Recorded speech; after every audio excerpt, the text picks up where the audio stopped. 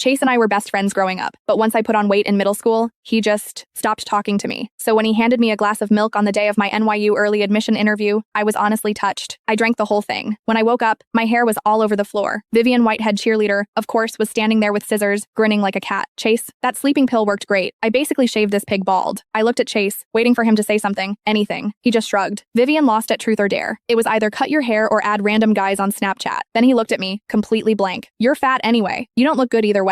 This was the same boy who once told me he'd marry me when my hair reached my waist. I didn't cry, not in front of them. I just quietly changed my early admission choice to Oxford, 5,000 miles away. In the bathroom mirror, my head looked like something a dog had chewed on. Patches of hair stuck up everywhere, other spots completely bare. I looked ridiculous. My hands shook as I tried to comb through what was left. Strands kept falling into the sink, mixing with my tears. I wanted to storm out and scream at Chase. Why? Why would he do this? But my interview was in 20 minutes. I bit my lip hard and tried to smooth the mess down, pulling whatever long pieces were left over the bald spots. It was useless. I looked like a complete clown. Did you hear? Vivian actually cut that fat pig Evelyn's hair. Girls' voices floated in from outside the stall. I froze, pressing myself against the wall. No way. Yes way. Chase bought the sleeping pills himself. That's why she was knocked out cold. That's kind of messed up though. Please. She's a fat pig who doesn't know her place. She's been chasing Chase forever, when everyone knows he and Vivian have been together for ages. She deserved it, right? How could someone like her think the baseball captain would ever be interested? Girl needs to look in a mirror. Every word hit like a needle. I slid down to the bathroom floor, my back against the cold tile. I couldn't even cry anymore. I just felt frozen. So that's how it was. All those years I'd told myself he was just awkward, just stressed, just being a typical guy. Lies, all lies. He thought I was embarrassing, not worth his time. So he let Vivian destroy the interview I'd spent years preparing for, just to clear her path to NYU. Memories came flooding back. When I tripped during PE, he frowned and walked away while everyone laughed. The breakfast I made him, he gave it to someone else. When I tried to walk home with him, he sped up and left me behind. Every single time, I made excuses for him. God, I was so stupid. I actually thought if I just lost weight, just got better grades, I could be good enough for him. That maybe our childhood promise still meant something. But to him, I was just the annoying fat girl who wouldn't take a hint. And he'd had a girlfriend this whole time. My phone buzzed. Mom, Evelyn, how was the interview? Don't be nervous. Mom believes in you. I stared at the screen until my vision cleared. Then I typed back. Mom, go to Chase's house and cancel the engagement. But don't tell him yet. I skipped the NYU interview. I walked into the Oxford interview room instead, looking like a disaster. The examiners definitely noticed. But I took a deep breath and just answered their questions. Maybe it was my composure. Maybe my answers were good. Either way, they stopped staring at my hair. Evelyn, we look forward to seeing you on campus in September. Walking out, my heart was pounding. Chase and I had planned to go to NYU together for years. That dream had kept me going through every late-night study session. But after that text to Mom, he wasn't part of my plans anymore. That night, our families had dinner together. Mom and Chase's mom stepped away to talk privately. Chase kept glancing at me. Finally, he asked, "How'd the interview go?" "Good," I said, not looking up. "The professor's excited to see me on campus."